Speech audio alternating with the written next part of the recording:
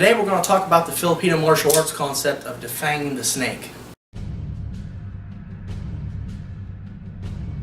Hi guys, Paul from Warrior Tactical Systems here.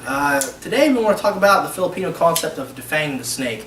I recently watched a video, and it was a good video, don't get me wrong, but the guy was talking about how defanging the snake is BS and doesn't work, it's a myth and all this stuff. And you know, I always try to look at counterpoints because that's how you grow.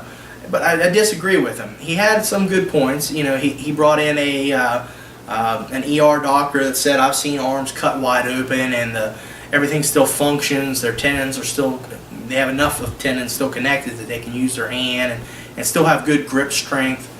Well, you know, that's probably true a lot of times. The human body is incredibly durable and versatile, but that doesn't diminish the value of defanging the snake. So for those of you that don't know, defanging the snake is basically attacking the weapon-bearing limb that's coming in toward you. And the idea is, if I cut the weapon-bearing limb, you know, maybe they can't hold their weapon and they're no longer in the fight. And doing this at long range is extremely safe. It's a good concept because I have less risk than I do at, say, like a middle range, trying to focus on more of a blocking. Now in Filipino martial arts, especially with a blade, we're always kind of defanging the snake. We're always attacking that weapon-bearing limb, but it's more of a blocking type of range. So my partner comes in. If he thrusts, say, an angle 1 for me, and I stay here and I do my block check, okay, I'm stuck in that middle range, I have to, you know, have good reaction. I have to have good line familiarization and make sure I hit that proper line, because if he fakes and I'm stuck at this middle range and I try that, he came high and faked low, well, he's just gutted me, okay? Where if I'm at long range and he thrusts and I can move back and just cut that limb, I'm out of range. If I cut that limb, maybe he doesn't drop the weapon, but he's certainly diminished. He's certainly bleeding now. He's certainly, you know, possibly in some amount of pain depending on what kind of adrenaline he's got flowing, and he may be reconsidering his decision to attack me, okay? So even if I don't immediately drop it, I've caused some damage here. And the nice thing about this is, if he goes high and fakes low again, or fakes high and comes low again, okay, and I'm out here, well, I didn't get to cut his limb, but I was out of range anyway, so I didn't get cut. Alright? And the same concept applies with the empty hands.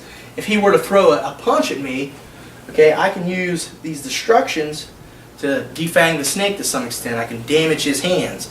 One shot doesn't always stop him. If you get it right, it will. You know, it can really damage the hand, but you may not get it right. But you blocked, you defended yourself. If you got everything else wrong, you didn't get hit.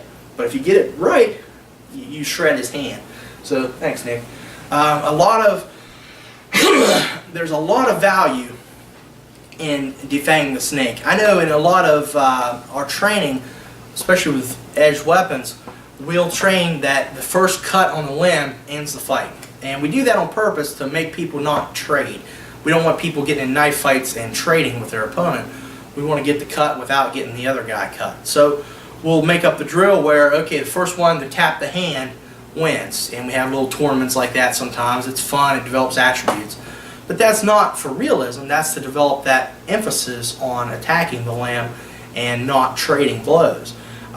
We have to understand, anytime we use this edged weapon, that we're using deadly force, and we have to be willing to come in and follow up and continue if that's what's required.